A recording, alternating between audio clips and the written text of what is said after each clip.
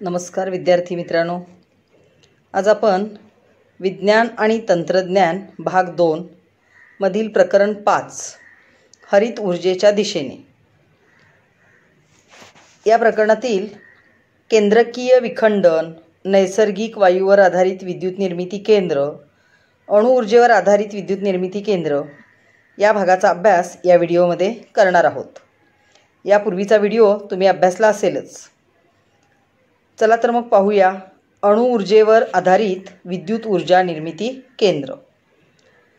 अणु ऊर्जेवर आधारित विद्युत ऊर्जा निर्मिती केंद्रामध्येही जनित्र फिरविण्यासाठी वाफेवर चालणारे टर्बाइनच वापरले जाते। मात्र इथे युरेनियम अथवा प्लुटोनियम सारख्या अणूंच्या अणुकेंद्रकाच्या विखंडनातून निर्माण झालेल्या उष्णता ऊर्जेचा वापर पाण्यापासून उच्च तापमानाची व दाबाची वाफ निर्माण करण्यासाठी केला जातो। आपण औष्णिक विद्युत निर्मिती प्रकल्पामध्ये पाहिले होते, त्या ठिकाणी कोळसा हे इंधन वापरले जाते आणि बॉयलरमधील पाण्याचे वाफेमध्ये रूपांतर केले जाते। या ठिकाणी अणु ऊर्जेवर आधारित विद्युत निर्मिती केंद्र असल्याने कोळशाऐवजी युरेनियम अथवा प्लुटोनियम सारख्या अणूंच्या अणुकेंद्रकाच्या विखंडनातून उष्णता निर्माण केली जाते आणि त्या उष्णतेच्या साहाय्याने काय केले जाते, उच्च तापमानाची आणि उच्च दाबाची हवा पाण्यापासून निर्माण केली जाते। या वाफेच्या शक्तीने टर्बाइन फिरते, त्यामुळे जनित्र फिरून विद्युत निर्मिती होते। अणु विद्युत केंद्रातील रचना खालीलप्रमाणे असते। पहा, अणु विभंजनासाठी अणुभट्टी।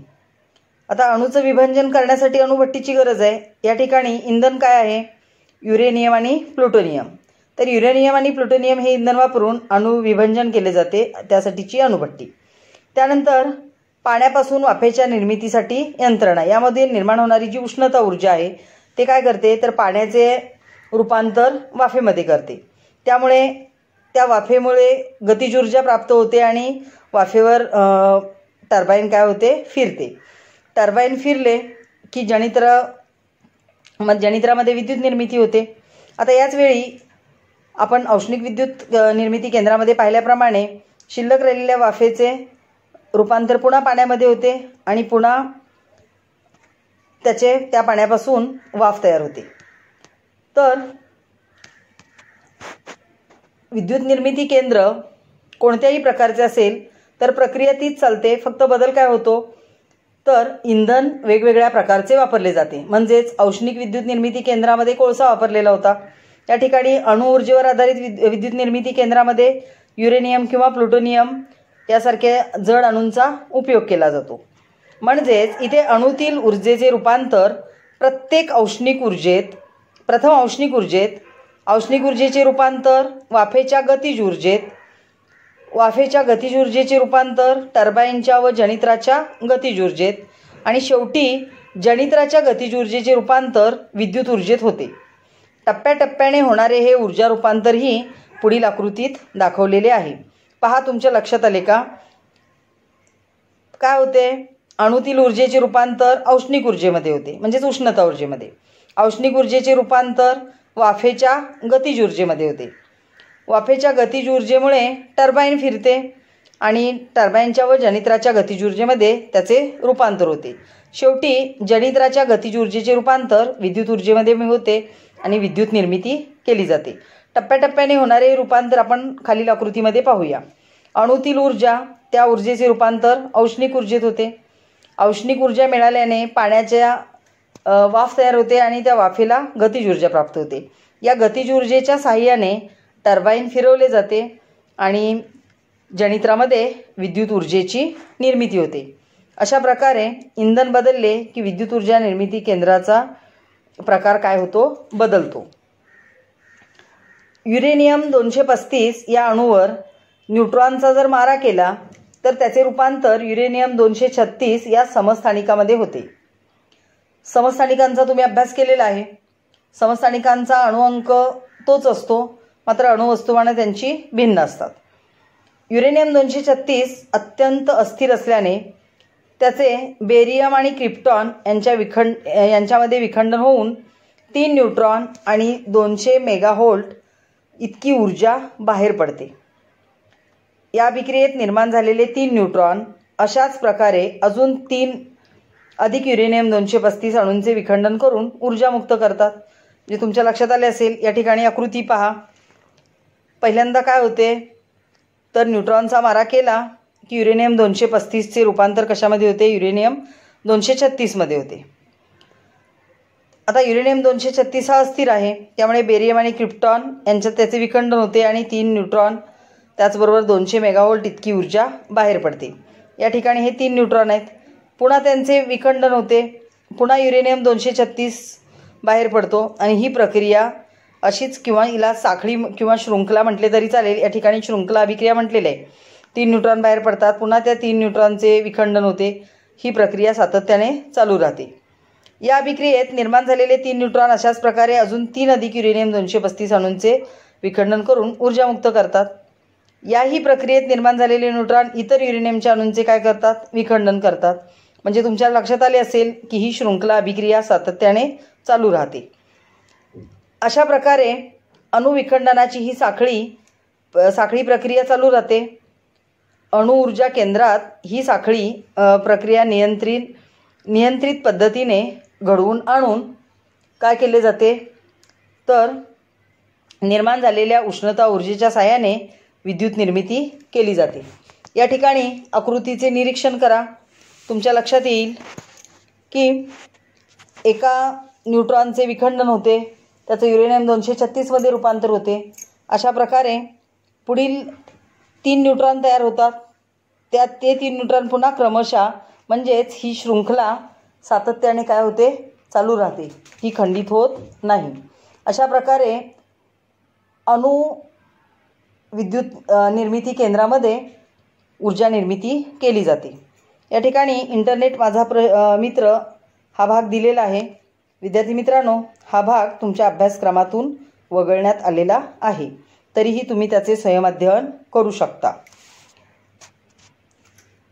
पुढे अणु ऊर्जेवर आधारित विद्युत निर्मिती केंद्राचा आराखडा. आता हा आराखडा पहा. या ठिकाणी अणुभट्टी आहे. या नियंत्रक कांड्या इथे बसवलेल्या आहेत. त्यानंतर हा जो पंप आहे, आपण इकडून येऊ, हा कूलिंग टॉवर आहे.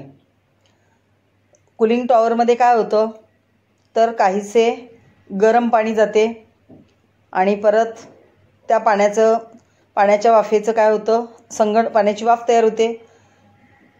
ती तयार झालेली वाफ काय करते, टर्बाईन फिरवते आणि टर्बाईन फिरवले की जनित्रामध्ये विद्युत ऊर्जेची निर्मिती होते. त्यामध्ये शिल्लक राहिलेली जी वाफ आहे त्या वाफेचे संगणन होते, पुन्हा त्याचं पाण्यामध्ये रूपांतर होतं आणि ते पुन्हा पाणी गरम होण्यासाठी कूलिंग टॉवरमध्ये आणले जाते. अणुऊर्जेवर आधारित विद्युत निर्मिती केंद्रात कोळशासारखे खनिज इंधन वापरले जात नाही, त्यामुळे वायू प्रदूषणासारख्या समस्या उद्भवत नाहीत. शिवाय पुरेसे अणुइंधन उपलब्ध असल्यास अणुविद्युत ऊर्जा हा एक चांगला ऊर्जा स्रोत होऊ शकतो. परंतु अणुविद्युत ऊर्जा निर्माण करण्यात सुद्धा काही समस्या आहेत. तर त्या समस्या कोणत्या आहेत पहा. अणुऊर्जा निर्मिती केंद्रात आण्विक इंधनाचे अणुविखंडन झाल्यानंतर तयार होणाऱ्या पदार्थामधून सुद्धा धोकादायक अशी आण्विक प्रारणे बाहेर टाकली जातात आणि अशा पदार्थांची म्हणजेच आण्विक कचऱ्याची विल्हेवाट कशी लावायची हा शास्त्रज्ञांच्या पुढे असणारी एक गंभीर समस्या आहे. दुसरी समस्या, अणुऊर्जा निर्मिती केंद्रात अपघात घडल्यास त्यातून बाहेर पडणाऱ्या आण्विक प्रारणांमुळे मोठ्या प्रमाणामध्ये जीवितहानी होऊ शकते. म्हणजे औष्णिक विद्युत निर्मिती केंद्रामध्ये ही 3 समस्या आपण पाहिल्या. त्या समस्या वेगळ्या होत्या आणि या समस्या वेगळ्या आहेत, परंतु समस्या या आहेतच. पुढील प्रकार, नैसर्गिक वायू ऊर्जेवर आधारित विद्युत केंद्र. आता यामध्ये नैसर्गिक वायूच्या ज्वलनाने निर्माण होणाऱ्या उच्च तापमान व दाबाच्या वायूने फिरणारे टर्बाईन वापरले जाते. नैसर्गिक वायू ऊर्जेवर आधारित विद्युत केंद्रातील रचना पुढील प्रमाणे आहे. पहा, या ठिकाणी इंधन म्हणून नैसर्गिक वायूचा उपयोग केलेला आहे. हा ज्वलन कप्पा आहे. उच्च दाबाच्या हवेसाठी कॉम्प्रेसर वापरला जातो. त्यानंतर त्या ठिकाणी वायूवर चालणारे टर्बाईन आहे. टर्बाईन फिरले की जनित्रामध्ये विद्युत ऊर्जेची निर्मिती होते. तर नैसर्गिक वायू ऊर्जेवर आधारित विद्युत संचामध्ये मुख्यतः 3 भाग असतात. कॉम्प्रेसरच्या साहाय्याने ज्वलन कप्प्यामध्ये उच्च दाबाची हवा सोडली जाते. तिथे नैसर्गिक वायू व हवा एकत्र येऊन त्याचे ज्वलन होते. या कप्प्यातून आलेला अतिउच्च दाबाचा आणि तापमानाचा वायू काय करतो, टर्बाईनची पाती फिरवतो. टर्बाईनला जोडलेले जनित्र फिरून विद्युत निर्मिती होते आणि नैसर्गिक वायूवर आधारित विद्युत निर्मिती केंद्रात टप्प्याटप्प्याने होणारे ऊर्जा रूपांतरण आपण आकृतीमध्ये खाली पाहणार आहोत. पहा, नैसर्गिक वायूमध्ये जी रासायनिक ऊर्जा आहे त्या रासायनिक ऊर्जेचे काय होते, तर नैसर्गिक वायूच्या ज्वलनाने निर्माण झालेली म्हणजे त्याचे ज्वलन होते आणि गतिज ऊर्जा निर्माण होते. त्यानंतर या गतिज ऊर्जेमुळे टर्बाईनला गतिज ऊर्जा मिळते आणि टर्बाईनमधील गतिज ऊर्जेचे जनित्रामध्ये गेल्यानंतर विद्युत ऊर्जेमध्ये रूपांतर केले जाते. कोळशावर चालणाऱ्या विद्युत निर्मिती संचापेक्षा नैसर्गिक वायूवर चालणाऱ्या संचाची कार्यक्षमता अधिक असते. शिवाय नैसर्गिक वायूमध्ये सल्फर नसल्याने त्याच्या ज्वलनातून प्रदूषण कमी होते. नैसर्गिक वायूवर आधारित विद्युत निर्मिती केंद्राचा आराखडा आपण पाहूया. पहा, या ठिकाणी नैसर्गिक वायूवर आधारित विद्युत निर्मिती केंद्राचा आराखडा. पहा, या ठिकाणी कॉम्प्रेसर आहे. कॉम्प्रेसर आणि हे जे नैसर्गिक वायू इंधन म्हणून वापरलेलं आहे यांच्यामुळे काय होते, ज्वलन कक्षामध्ये कॉम्प्रेसरच्या साहाय्याने उच्च दाबाची हवा सोडली जाते आणि इंधन आणि त्या उच्च दाबाच्या हवेचे ज्वलन होऊन काय होते, गॅस टर्बाईन काय करतो, फिरवतो आणि त्यातून उष्ण वायू बाहेर पडतो. त्याचबरोबर या टर्बाईन फिरले की जनित्रामध्ये विद्युत ऊर्जेची निर्मिती होते. या ठिकाणी विचार करा म्हणून एक प्रश्न दिलेला आहे. कोणती विद्युत निर्मिती प्रक्रिया पर्यावरण स्नेही आहे व कोणती नाही? आता पर्यावरण स्नेही म्हणजे काय, तर ज्या विद्युत निर्मिती प्रक्रियेमुळे पर्यावरणाचे कोणतेही प्रदूषण होत नाही. आतापर्यंत आपण औष्णिक विद्युत निर्मिती केंद्र पाहिले, अणुऊर्जेवर आधारित विद्युत निर्मिती केंद्र पाहिले. तर विद्युत निर्मिती करणाऱ्या प्रक्रिया पर्यावरण स्नेही प्रक्रिया आपल्याला विचारलेल्या आहेत. तर विद्यार्थी मित्रांनो, सौर ऊर्जेवर विद्युत निर्मिती केली तर कोणतेही प्रदूषण होत नाही. त्याचबरोबर पवन ऊर्जेचा वापर करून विद्युत निर्मिती केली तरी कोणतेही प्रदूषण होत नाही. म्हणजे सौर ऊर्जा, पवन ऊर्जा या दोन्ही पर्यावरण स्नेही विद्युत निर्मिती प्रक्रिया आहेत. जलविद्युत निर्मिती प्रक्रियासुद्धा पर्यावरण स्नेही आहे, परंतु जलविद्युत निर्मिती प्रक्रिया करण्यासाठी मोठ्या प्रमाणावर धरणे बांधावी लागतात आणि धरणे बांधायची म्हटलं की त्या ठिकाणच्या असणाऱ्या लोकांना एका ठिकाणाहून दुसऱ्या ठिकाणी विस्थापित व्हावे लागते. म्हणजे विस्थापितांचा प्रश्न ही एक समस्या त्या ठिकाणी निर्माण होते. आता औष्णिक ऊर्जा किंवा अणुऊर्जा, नैसर्गिक वायूवरून होणारी ऊर्जा निर्मिती हे आपण पाहिले. या ऊर्जा निर्मिती प्रक्रियेतून काय होते, मोठ्या प्रमाणामध्ये यांना त्या प्रकारचे वायू किंवा हवेचे प्रदूषण होते. त्यामुळे हे पर्यावरण स्नेही अजिबात नाहीत. विद्युत निर्मिती प्रक्रिया व पर्यावरण. कोळसा, नैसर्गिक वायू यासारखी खनिज इंधने किंवा युरेनियम अथवा प्लुटोनियम सारखी आण्विक इंधने वापरून केलेली विद्युत निर्मिती ही पर्यावरण स्नेही नाही. म्हणजेच या ऊर्जा स्रोतांचा वापर करून विद्युत निर्मिती केल्यास त्या वापरामुळे पर्यावरणावर दुष्परिणाम होऊ शकतात.